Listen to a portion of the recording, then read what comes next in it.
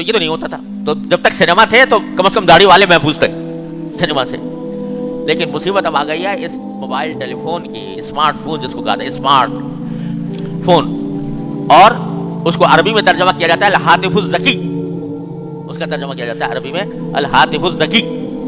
اور وہ ذکی ایسا ہے کہ اس میں دنیا بھر کا کوڑا کرکٹ جمع ہے,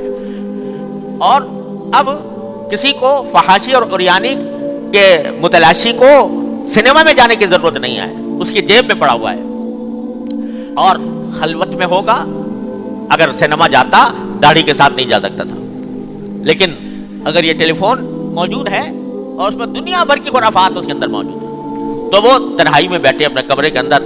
اس کو کسی کی شرم نہیں, اس کو کسی کا حیا نہیں, جب تک اللہ جل جلالہ کا خوف اس کے دل میں نہ ہو, اللہ تعالیٰ کے سامنے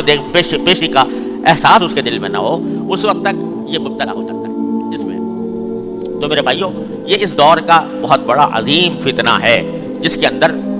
ہم لوگ مبتلا ہو گئے ہیں. اور ایسا کوئی اللہ کا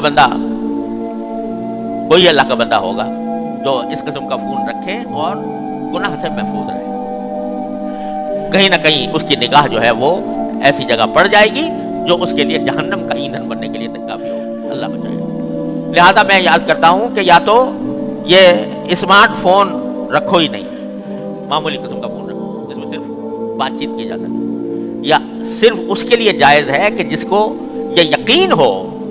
کہ میں اس کو غلط استعمال کرنے سے محفوظ رہوں گا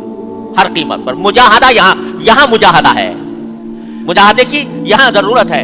کہ آدمی اپنے نفس کو کچل کر اللہ تبارک و تعالیٰ کے خاطر, اللہ کی رضا کے خاطر اپنے نفس کو کچل کر یا تو یہ رکھے ہی نہیں, یا رکھے تو اپنے آپ کو بچا کر رکھے اس قسم کی چیزوں سے. ایسی بھی سنا ہے چیزیں آ گئی ہیں جس کے ذریعے اس قسم کی چیزوں کو نکالا جا سکتا ہے.